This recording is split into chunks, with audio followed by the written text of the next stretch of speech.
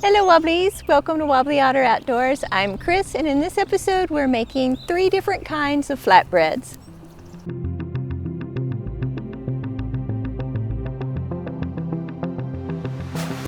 When you're camping or during a pandemic can be a great time to need to make a variety of things on simple ingredients. The 3 flatbreads that we're going to make are flour tortillas, Navajo fry bread, and bannock. The ingredients we're going to be using are flour, we're going to be using all-purpose flour, oil, baking powder, salt, and water.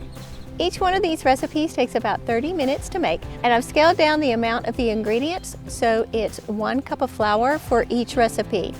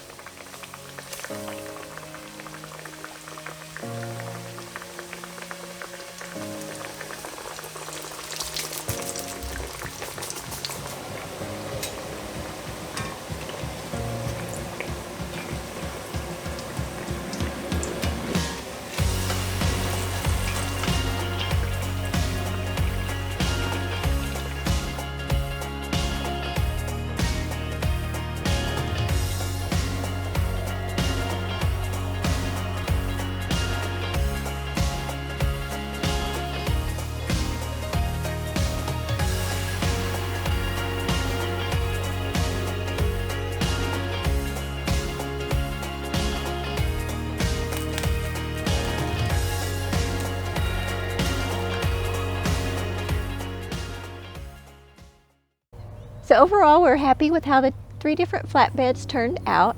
The flour tortillas called for a little bit more salt than the other 2, and they weren't overly salty, they were good.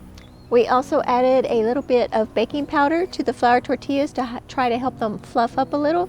And I rolled them so thin, I don't really think that the baking powder had any effect whatsoever on making them fluffy. The bannock recipe that we made is very different than the bannock recipe that we usually make.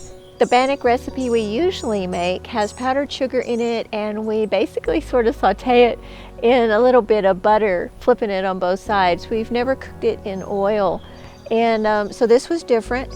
The inside texture of this bannock recipe was so light and tender. It was very nice. We enjoyed it very much, so it was good. It was a hit. And then the Navajo fry bread was amazing. A couple of things I learned with the fry bread. When you pull the dough apart, which is traditional, that's how they thin it. I'm not good at doing it that way, that's why I rolled it. And I pulled apart the dough a little bit on all but the first one, and they got more bumpy instead of just staying more smooth on their surface when they were fried. The only thing I think might do different next time on the Navajo fry bread is maybe make it a little thicker, keep it a little thicker, not too much, but a little. And also to take it out a little sooner. The color was beautiful. It was a little bit crisp on the outside edge, and we like it a little bit more soft, which is one reason we would make it a little bit thicker next time. So let us know what you think in the comments below, and if you've made any of these. Please know I am far from a chef. I do it as much to share as well as to learn, to kind of just try different things out together. I'll put the 3 recipes, how I changed them, down in the description below, as well as a link to each of the 3 original recipes so you can see how they were. And I hope you are safe and well, and that you and all your loved ones are healthy and doing okay. Thanks for watching Wobbly Otter. We love you and hope all your tomorrows are bright. Until next time.